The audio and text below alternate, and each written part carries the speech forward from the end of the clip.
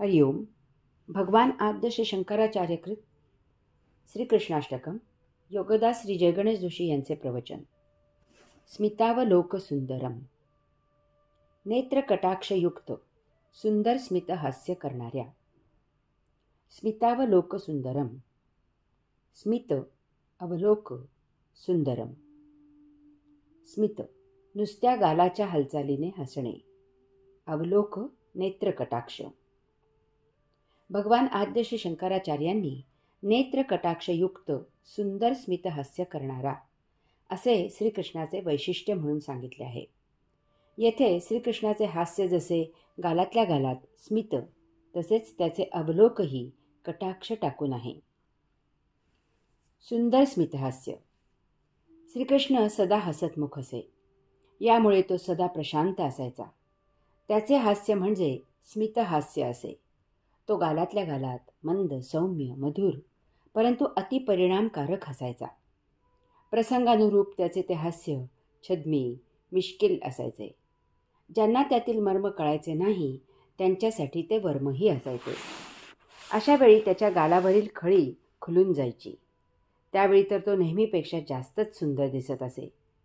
त्याचे व्यक्तिमत्व लाघवी होते. आबालवृद्ध त्याच्याकडे आकृष्ट होत असत. गोपींना तर बाळकृष्णाने वेड लावले होते. श्रीकृष्णाला खेळवायला त्यांच्यात स्पर्धा लागत असे. हास्याचा गडगडाट केला तर गालावरील खळी खुलत नाही. ती त्या गडगडाटात विरून जाते.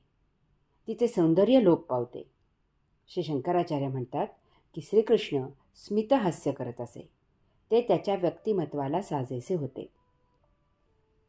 श्रीकृष्णाने बालपणापासून शेवटपर्यंत प्रत्येक गोष्ट, प्रत्येक घटना, प्रत्येक प्रसंग लीला म्हणूनच स्वीकारली. हेच आपल्याही जीवनाचे सर्व सार आहे. येथे आपले हे असेच आहे काय? आपण येताना काहीही वस्तू जगत घेऊन येत नाही आणि जाताना काहीही वस्तू जगत घेऊन जात नाही. परंतु या मधल्या काळात आपण असे काही वस्तू जगत वापरतो की तो आपला जन्मजन्मांतरीचा हक्क आहे. या काळात आपण असे काही वस्तू जगत मिळवतो की तो आपला जन्मजन्मांतरीचा ठेका आहे. या काळात आपण असे काही वस्तू जगत साचवतो की तो आपला जन्मजन्मांतरीचा ठेवा आहे. या अशा हव्यासामुळे आपण आपले नैसर्गिक हास्य हरवले आहे. वस्तू जेथून उत्पन्न होते तेथेच ती यथाकालावधीत परत जाते. मातीमधून आलेली गोष्ट मातीतच नाश होते. याचप्रमाणे आपणही जेथून त्या आत्मपरब्रह्मामधून आलो आहोत तेथेच आपण परत जाणार आहोत. हा वैश्विक नियम आहे. हे आत्मपरब्रह्माचे परमतत्व आहे. हेच या विश्वाचे जिणे आहे. हे ज्यांना समजत नाही ते त्यांचा सदानंदी स्वभाव हरवून बसतात. अशा लोकांना श्रीकृष्ण इशारा देतो आणि वेळीच सावध करतो. परंतु त्यांना ते उमजले तरी पटत नाही. त्यांचे आचरण तेढे ते तेढेच राहते. अशा वेळी श्रीकृष्णाला हसू येते आणि तो स्मितहास्य करतो. तो म्हणतो की बाबा रे, कशाला हा अक्रस्ताळेपणा, कशाला हा इतका आटापिटा, कशाला हा असा मूढपणा. यापेक्षा प्राप्त जीवनाचा स्वीकार करावा. येथे प्रत्येकाचा प्रत्येक क्षण आनंदात जाईल अशी वैश्विक व्यवस्था आहे. त्याचा स्वीकार करावा. सर्वांनी सर्वांना आनंदात जगवावे आणि स्वतःही आनंदात जगावे. मग जग केवळ आनंदमय आहे आणि ते सर्वांसाठी सर्वांचे आहे हे समजून घ्यावे. सर्व काही माझ्यामधून माझ्यासाठी निर्माण झाले आहे. ते माझ्यामुळे काही काळ जगते. शेवटी सर्व काही माझ्यातच येऊन मिळणार आहे. याचा विचार वेळीच करून येथे कैवल्यात जगावे. येथील लीला अनुभवावी. श्रीकृष्णाने कंसाला आकाशवाणी करून त्याच्या वधाचा इशारा दिला होता. यावरून बोध घेऊन कंसाने वेळीच स्वतःमध्ये सुधारणा करायला पाहिजे होती. परंतु अहंकार, घमेंड, माज, मस्ती इत्यादींनी त्याला घेरले होते. कडेकोट बंदोबस्त असलेल्या त्याच्याच तुरुंगामधून निसटून जाऊन त्याचे सर्व राक्षस ठार करून त्याला श्रीकृष्णाने सावध केले होते. परंतु शेवटचे मल्ल ठार होईपर्यंत त्याला शुद्ध आली नाही. अगदी शेवटचा श्वास घेताना त्याला उपरती झाली. ही योगदास रचित कंसविरहिणी पहा. सहा मारले आपटून सातवी गेली अंतर्धानी, आठवा पकडुनी पाठवीन त्या यमसदनी. अमर होवनी या भुवनी सुखे राज्य करुनी, प्रजा गुलाम करुनी सम्राट पद मिरवुनी. आ असा कसा सुटला कोठे कसा पळाला, काळाने घात केला पळा पळा पकडा त्याला. अश्वे सोडा वेशी वेढा, घरे पाडा घ्या झाडा. धावा हाणा मारा झोडा, काय पाहता तोंडा. पूतना शकट तृण, बहुत मूढ बोलले, वत्स बक अघा काही बाही बकले. व्योमजळा असुरासुर फुका बदले, धेनुशंख अरिष्ट अहंकारी निघाले.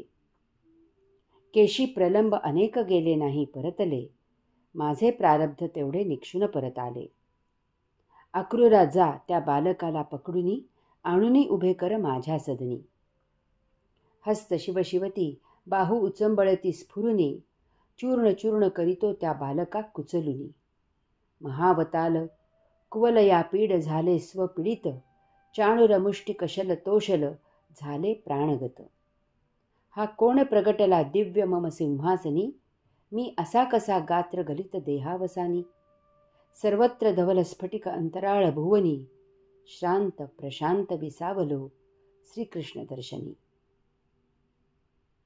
हीच गोष्ट जरासंधाबाबतही घडली. 17 वेळा पराभव झाला तरीही तो सावध झाला नाही. शिशुपालाला श्रीकृष्णाने 100 वेळेला संधी दिली. कौरवांनीही त्याने शिष्टाईसाठी जाऊन समजावायचा प्रयत्न केला, परंतु सारे व्यर्थ ठरले. अशा वेळी श्रीकृष्ण स्मितहास्य करतो. तो म्हणतो की अरे बाबांनो, तुम्ही जाऊन जाणार कोठे? पिंजऱ्यातला पोपट, पिंजऱ्यातला वाघ जाऊन जाणार कोठे? सर्वांना माझ्यातच यावे लागते, कारण माझ्यामधूनच सर्व निर्माण झाले आहे. यासाठीच श्रीकृष्णाने गीता सांगितली. गीता धर्म ओळखावा, त्याप्रमाणे आचरण करावे. विश्व एक लीला आहे, तिचा स्मितहास्य करून स्वीकार करावा. येथे दुःख आणि त्यामुळे येथे सुख असे काहीही नाही. येथे जे आहे ते कैवल्य आहे, आनंद आहे. आणि हे नको असेल तर या पलीकडे मुक्ती आहे. ही मुक्ती म्हणजेच मी श्रीकृष्ण आहे. नेत्र कटाक्ष. श्री शंकराचार्य म्हणतात की श्रीकृष्णाला फक्त एक कटाक्ष टाकून पुरे होते. त्या एका कटाक्षात त्याला ब्रह्मांडामधील मोठमोठ्या घटनांपासून अगदी बारीक बारीक घटनाही साफ दिसतात. त्याची दृष्टी अद्भुत आहे, कारण ती परमशुद्ध आणि परमपवित्र आहे. त्या योगे श्रीकृष्णाला विश्वाचे आरसपानी दर्शन होते. आपल्याला निरखून निरखून आणि परत परत तेच तेच पाहावे लागते, तरीही त्यामधून बोध होईलच असे नाही. त्यातून बोध झाला तरी त्याप्रमाणे आचरण होत नाही, कारण आपल्याला अतिबुद्धीचा शाप आहे. कामगार डबक्यातील पाणी एका हाताने ओंजळीत घेतो आणि त्याने दोन्ही हात धुवून त्या हाताने मजेत जेवतो. शास्त्रज्ञ डेटॉल लावून कोपरापर्यंत हात धुतील आणि मग त्या हातात काटा चमचा सुरी घेऊन जेवतील, कारण त्यांना अतिबुद्धी आहे. त्यांना सर्वत्र रोगराई दिसत असते. हा असा आपल्या बुद्धीला शाप आहे. आपल्याला जे समोर आहे ते आपल्याला भगवंत श्रींनी प्रसाद म्हणून का दिले आहे, कसे दिले आहे, किती दिले आहे, त्याचा उपभोग आपण कसा करावा असे त्यांना अपेक्षित आहे. असे विचार आपल्याला येत नाहीत, कारण आपण आपली ती अतिबुद्धी यासाठी वापरत नाही. आपल्याला जे समोर आहे त्यामधून आपल्या बुद्धीने आपण आपल्यासाठी कमीत कमी वेळेत जास्तीत जास्त उपभोग कसे घेता येतील हे शोधतो. तसे नसेल तर समोर असलेल्याची मोडतोड फोडजोड करून त्यामधून नवीन उपभोग निर्माण करतो. यासाठी आपण आपली ती अतिबुद्धी वापरतो. हा त्या अतिबुद्धीचा दुरुपयोग आहे. यासाठी भगवंत श्रींनी आपल्याला ती अतिबुद्धी दिलेली नाही. संसारिक आयुष्यासाठी अतिबुद्धीची आवश्यकता नाही. अतिबुद्धीचा उपयोग सुख मिळवणे, सुख वाढवणे, दुःख कमी करणे, दुःख नष्ट करणे यासाठी नसून या संसारातील सुखदुःखामधून या पलीकडे जीवन जगत सदानंदी कैवल्यानंदी कसे राहायचे यासाठी आहे. सुखदुःखासाठी अतिबुद्धी वापरावी लागते. निरखून निरखून आणि परत परत तेच तेच पाहावे लागते. परंतु जर आपण हीच अतिबुद्धी अध्यात्मासाठी वापरली तर एक कटाक्ष टाकून आपण भगवंत श्री प्राप्त करतो. आपण साक्षात्कारित होतो. आपण आत्मयात्रा करू लागतो. या योगे सुखदुःख आपोआपच क्षीण होते आणि आपल्याला सदानंदाचा, कैवल्यानंदाचा मार्ग सापडतो. अशा प्रकारे आपला नेत्रकटाक्ष सुंदर होतो आणि आपण सदास्मित हास्य करू लागतो. आता सायुज्यमुक्ती अशी कितीशी दूर राहिली नव्हे, ती तर आता याच जन्मी याच देही मिळालेलीच आहे. यास्तव श्रीकृष्णाचे भजन करावे.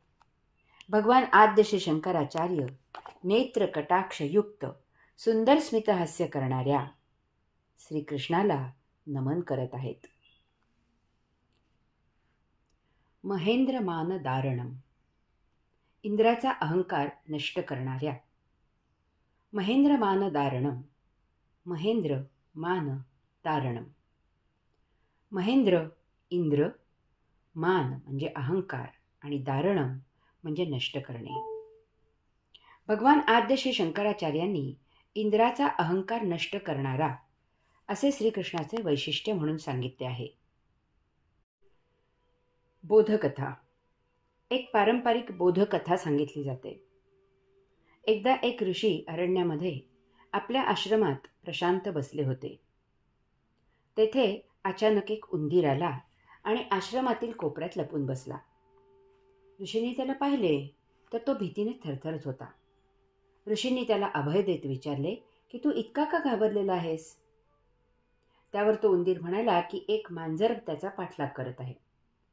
ऋषींनी मंत्र सामर्थ्याने त्या उंदराला मांजराचे रूप दिले. आता त्याला मांजराला घाबरण्याचे कारण नव्हते. काही दिवसांनी तो मांजर रूपी उंदीर आश्रमात आला आणि एका कोपऱ्यात भीतीने थरथरत लपून बसला. ऋषींनी त्याला अभय देत विचारले की तू इतका का घाबरलेला आहेस? त्यावर तो मांजर रूपी उंदीर म्हणाला की एक कुत्रा त्याचा पाठलाग करत आहे. ऋषींनी मंत्र सामर्थ्याने त्याला कुत्र्याचे रूप दिले. आता त्याला कुत्र्याला घाबरण्याचे कारण नव्हते. काही दिवसांनी तो कुत्रा रूपी उंदीर आश्रमात आला आणि कोपऱ्यात भीतीने थरथरत लपून बसला. ऋषींनी त्याला अभय देत विचारले की तू इतका का घाबरलेला आहेस? त्यावर तो कुत्रा रूपी उंदीर म्हणाला की मी एक लांडगा त्याचा पाठलाग करत आहे म्हणून घाबरत आहे. ऋषींनी मंत्र सामर्थ्याने त्याला लांडग्याचे रूप दिले. आता त्याला लांडग्याला घाबरण्याचे कारण नव्हते. काही दिवसांनी तो लांडगा रूपी उंदीर आश्रमात आला आणि कोपऱ्यात भीतीने थरथरत लपून बसला. ऋषींनी त्याला अभय देत विचारले की तू का घाबरलेला आहेस? त्यावर तो लांडगा रूपी उंदीर म्हणाला की एक वाघ त्याचा पाठलाग करत आहे. ऋषींनी मंत्र सामर्थ्याने त्याला वाघाचे रूप दिले. आता त्याला वाघाला घाबरण्याचे कारण नव्हते. काही दिवसांनी तो वाघरूपी उंदीर आश्रमात आला आणि ऋषींना म्हणाला की मी भुकेने व्याकुळ झालो आहे कारण मला काहीही शिकार मिळाली नाही. माणूस माझा भक्ष आहे आणि भूक लागली आहे. आता भक्ष्याला ठार मारून खाणे हा प्राणी धर्म आहे. यास्तव मी तुम्हाला ठार मारून खाणार आहे. तत्क्षणी ऋषींनी मंत्र सामर्थ्याने त्या वाघरूपी उंदराचा पुन्हा उंदीर केला. ऋषी त्या उंदराला म्हणाले की तुला समजायला हवे की जो उंदराचा वाघ करू शकतो तो वाघाचा उंदीरही करू शकतो. शिकवण. आपल्याला जो जे देतो तो ते केव्हाही काढूनही घेऊ शकतो. कारण जे आपण मिळवलेले नसते त्यावर आपली हुकमत चालत नाही. आपल्याला दिलेले जरी आपण वापरत असलो तरीही त्यावर जो ते देतो त्याचाच अधिकार त्यावर असतो. हे सतत लक्षात ठेवावे, याचे भान ठेवावे. यास्तव आपल्याला जे काही कोणाकडून मिळाले आहे त्याबद्दल सदा कृतज्ञ असावे. त्याचा अहंकार, ताठा, गर्व, माज मिरवू नये, कृतज्ञ होऊ नये. देणाऱ्याचे उपकार सतत स्मरावेत. आपल्याला ते देण्यामध्ये त्याचा हेतू काय आहे हे समजून घेऊन त्याचा वापर केवळ त्यासाठीच करावा. आपली बुद्धी वापरू नये. आपल्याला दिलेले आपल्या मालकीचे नसते. भविष्यात त्याचा वापर इतर कोणी करण्याची शक्यता असते. यास्तव अशी वस्तू आपण फार म्हणजे फारच जपून वापरावी. कारण अशी वस्तू आपल्याकडे काही काळाकरता वापरण्यापुरती अनामत म्हणूनच असते. ज्याने वस्तू दिलेली आहे त्याने ती परत मागता क्षणी तत्काळ परत द्यावी. देताना इतके दिवस ती वस्तू वापरायला मिळाली याबद्दल कृतार्थता असावी आणि ती आपल्या वर्तणुकीमधून व्यक्त व्हावी. अहंकार हरण. श्री शंकराचार्य सांगतात की श्रीकृष्ण इंद्राचा अहंकार नष्ट करतो. त्याचा ताठा श्रीकृष्ण हरण करतो. त्याचा गर्व तो छिन्न विच्छिन्न करतो. इंद्र म्हणजे देवांचा राजा. या ब्रह्मांडामधील तो एक फार मोठा अधिकारी आहे. परंतु असे असले तरीही अशांनाही त्यांच्या सत्तेचा, शक्तीचा, अधिकाराचा, पदाचा इत्यादी असा अनेकविध कारणांनी अहंकार होतो. तरी श्रीकृष्ण अशांनाही सोडत नाही. त्यांच्या अहंकाराचे, गर्वाचे श्रीकृष्ण हरण करतो आणि अशांनाही तो योग्य मार्गी आणतो. इंद्राला गर्व, अहंकार झाला आहे हे श्रीकृष्णाच्या लक्षात आले होते. गोकुळात असताना इंद्राच्या पूजेच्या निमित्ताने त्याला ऐतीच संधी चालून आली आणि त्या निमित्ताने श्रीकृष्णाने इंद्राच्या गर्वाचे, अहंकाराचे हरण केले. याची कथा येथे सांगत नाही. ती कथा सर्वांना विदित आहेच. याचा उल्लेख याच ओवीत करारविंद भूधरम यामध्ये आलेला आहे. तसेच याची कथा माझ्या श्रीकृष्ण भाग 1 यामध्येही दिलेली आहे. सांगायचा मुद्दा असा आहे की कधीही कोणीही येथे जन्माला येताना स्वतःबरोबर सत्ता, धन, संपत्ती, प्रतिष्ठा इत्यादी घेऊन येत नाही. जे काही आपल्याला येथे मिळते ते इतरांकडून मिळते. तसेच यासाठी कोणीतरी वंचित झालेला असतो म्हणून आपल्याला मिळते. याचा अर्थच ते आपले नसते, सर्वांचे असते. आपल्या ते वाट्याला आले आहे यामागे योगेश्वरांचा काही विशिष्ट हेतू असतो. तो ओळखावा, अध्यात्माने जाणून घ्यावा आणि त्याप्रमाणे आध्यात्मिक आचरण करावे. यामागे असा हेतू असतो की 1. सर्वप्रथम म्हणजे आपल्याला जे मिळते ते आपले संचित संपवण्यासाठी मिळते. या योगे आपले संचित संपून आपण मुक्त व्हावे. 2. यास्तव नियतीने जे दिले आहे त्याचा नैसर्गिकपणे देहधर्मासाठी आणि देहधर्मापुरताच वापर करावा. 3. यापेक्षा जास्त किंवा कमी वापर करणे म्हणजे नियतीचा अव्हेर आहे. यामुळे संचित संपत नाही, आपली मुक्तीची यात्रा सुरू होत नाही. 4. जे आपल्याला आपल्या देहधर्मापेक्षा जास्त दिलेले आहे ते गरजू आणि लायक व्यक्तींच्या उपयोगी व्हावे यासाठी ते आपल्या सुपूर्त केलेले असते. कारण अशा व्यक्तींना ते मिळवण्याची क्षमता नसते. 5. हे वेळीच ओळखून ज्याचा वाटा त्याला देऊन आपले ओझे कमी करावे. 6. जे मिळाले आहे त्याबद्दल प्रथम श्रीकृष्णाची कृपा आहे याची जाण ठेवावी. 7. तसेच जे मिळाले आहे ते इतरांना न मिळाल्यामुळे मिळालेले असते यास्तव सामाजिक जाण ठेवावी. 8. जे मिळाले आहे त्याचा अहंकार बाळगू नये. नम्रपणे त्याचा स्वीकार करून मोठ्या अदबीने ते ज्याचे त्याला पोहोचवावे. 9. यात तो घेणारा आपल्यावर उपकार करत आहे ही भावना असावी आणि ती आपल्या वर्तणुकीमधून व्यक्त व्हावी. 10. आपली गरज भागली तरीही गरजूंसाठी पूर्ण क्षमतेने कर्मयोग करून मिळवावे आणि पूर्ण निरपेक्षपणे त्यांचे संचित कमी होण्यासाठी हातभार लावावा. असे न केल्यास श्रीकृष्ण आपले गर्वहरण करून आपली जागा आपल्याला दाखवतो हे लक्षात ठेवावे. यास्तव श्रीकृष्णाचे भजन करावे, त्याला शरण जावे. भगवान आद्य श्री शंकराचार्य इंद्राचा अहंकार नष्ट करणाऱ्या श्रीकृष्णाला नमन करत आहेत.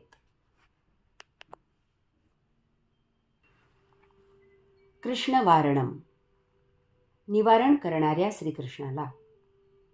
कृष्ण वारणम. वारणम हत्ती, निवारण करणे, दूर करणे. भगवान आद्य श्री शंकराचार्यांनी श्रीकृष्ण निवारण करणारा होता असे त्याचे वैशिष्ट्य म्हणून सांगितले आहे. वारणम येथे वारणम याचा पारंपरिक अर्थ हत्ती असा घेतला जातो. थोरा मोठ्यांनी तसा अर्थ घेतला आहे, त्यांचा मी आदर करतो. तथापि वारणम याचा दुसरा अर्थ निवारण करणे, दूर करणे असा आहे आणि तो मला येथे योग्य वाटत असल्यामुळे त्याप्रमाणे मी या ओळीचे निरूपण तसे करत आहे. प्रसाद. आपण मातेच्या उदरी अंशात्मा म्हणून जेव्हा प्रवेश करतो तेव्हा आपण देह धारण करू लागतो. परंतु हे देह धारण करणे आपल्यासाठी नावापुरतेच असते. कारण या देह धारण करण्यात आपल्याला कोणी काही विचारत नाही. देह कसा धारण करावा याबाबतीत आपल्याला काहीही मत नसते आणि त्यात आपला सहभागही नसतो. यमधर्माप्रमाणे गतसंचित पूर्णपणे संपुष्टात येऊ शकेल असा देहधारण होऊ लागतो. देहधारण करण्यात गतसंचित याच देही संपवणे एवढी एकमेव कसोटी वापरली जाते. आपले काम फक्त निर्माण होत असलेला देह धारण करणे इतकेच मर्यादित असते. आपण जेव्हा देह धारण करतो तेव्हा आपल्याला जन्मतःच अनेक गोष्टी प्राप्त झालेल्या असतात. माता पिता, घराणे, नातलग, प्रदेश, भाषा, सर्वतोपरी परिस्थिती इत्यादी अशा अनेक गोष्टी आपल्याला मिळवाव्या लागत नाहीत. त्या जन्म घेतला की सर्वांना प्राप्तच असतात. मग या गोष्टी सर्वांना सारख्याच प्रमाणात मिळालेल्या असतात का? तर तसे मुळीच नाही. प्रत्येकाला इतरांपेक्षा काहीतरी कमी किंवा जास्त किंवा मुळीच न मिळालेले किंवा भरपूर मिळालेले असते. कारण हे मिळणे सर्वस्वी आपल्या गतसंचितावर अवलंबून असते. ते संपण्यासाठी अत्यावश्यक इतकेच आपल्याला मिळते. कारण यापेक्षा जर कमी मिळाले तर आपले गतसंचित या जन्मी संपणार नाही. तसेच जर जास्त मिळाले तर आपल्या संचितात भर होईल. म्हणून या मिळण्याला श्रीकृष्णाचा प्रसाद असे म्हटले जाते. प्रसाद कसा यथायोग्य मिळतो? जसजसे आपण पुढे पुढे जगत जातो तसतसे नियती आपल्याला नैसर्गिकपणे संचित संपवण्यासाठी त्या त्यावेळी लागणाऱ्या वस्तू उपलब्ध करून देत जाते. यासाठी आपल्याला मुद्दाम काहीही करावे लागत नाही. आपले काम इतकेच असते की याचा सर्वतोपरी परिपूर्णपणे स्वीकार करून नेमके त्याप्रमाणेच जगायचे. या योगे आपले संचित पूर्णपणे संपते आणि आपण याच जन्मी याच देही मुक्त होतो. हा श्रीकृष्णाचा या जन्मीचा विशेष प्रसाद असतो. महाप्रमाद. परंतु आपण भौतिक वस्तू जगताच्या भोगापवर्गतेला भुलून आपल्याला जे पाहिजे ते मिळवतो आणि त्याचा उपभोग घेत जगतो. यासाठी आपले नाठाळ मन आपल्याला भरीस घालते. यामुळे आपले गतसंचित संपत नाही, त्यात भर होते. या अशा उपभोगांसाठी आपला देह निर्माण केलेला नसतो. यामुळे त्याचे पतन अकाली होते. गतसंचितात भरपूर भर होऊन ते संपवणे पुढील जन्मावर ढकलले जाते. ही आत्मप्रतारणा असते. हा महाप्रमाद असतो. ही आपल्याच जीवनाशी आपणच केलेली गद्दारी असते, फसवणूक असते. यामुळे आपण सुखदुःख, पापपुण्य, स्वर्ग नरक इत्यादी अशा द्वंद्वात अडकतो. मुक्ती कोठल्या कोठे दूर राहते. आपण कधीही आनंदी असत नाही. निवारण. या आपल्या शोचनीय अवस्थेवर भौतिक इलाज असत नाहीत. यासाठी अध्यात्म, सत्संग, वाचन, श्रवण, मनन, आचरण इत्यादी असे आध्यात्मिक उपायच करावे लागतात. यासाठी योग्य गुरु भेटावा लागतो. यथाकाळी आपली योग साधना सुरू होते. येथे श्रीकृष्णाची उपासना सुरू होते. यात श्रीकृष्ण आपले हे जास्तीचे सर्व हिरावून घेतो. आपल्यापासून ते दूर करतो. आपल्याला रिते करतो. ते अनावश्यक जड ओझे नष्ट होते आणि आपण हलके होतो. गतसंचित संपवण्यासाठी लागणारे इतकेच आपल्याकडे शिल्लक राहते. काही कमी जास्त वाटल्यास त्याची श्रीकृष्ण त्या त्यावेळी योग्य व्यवस्था करतो. आपल्याला त्यासाठी काहीही करावे लागत नाही. आपण फक्त तो जी परिस्थिती देईल त्याचा स्वीकार करायचा असतो. श्रीकृष्णाच्या या निवारणामुळे आपले गतसंचित संपते आणि आपली मुक्तीची यात्रा योगधामी सुरू होते. यास्तव श्रीकृष्णाचे भजन करावे. भगवान आद्य श्री शंकराचार्य निवारण करणाऱ्या श्रीकृष्णाला नमन करत आहेत. नमामि. मी नमन करतो. भगवान आद्य श्री शंकराचार्य म्हणतात की मनस्वी असणाऱ्या, मनाचा गर्वहरण करणाऱ्या, टपोरे परंतु चंचल नेत्र असलेल्या, गोपांचे दुःख नष्ट करणाऱ्या, कमळाप्रमाणे नेत्र असलेल्या अशा श्रीकृष्णाला मी नमन करतो. कमळाप्रमाणे असलेल्या हातांवर भू धारण करणाऱ्या, नेत्र कटाक्षयुक्त सुंदर स्मितहास्य करणाऱ्या, इंद्राचा अहंकार नष्ट करणाऱ्या, निवारण करणाऱ्या श्रीकृष्णाला मी नमन करतो. दुसरे स्तोत्र संपन्न. ओम तत्सत त्वम असि.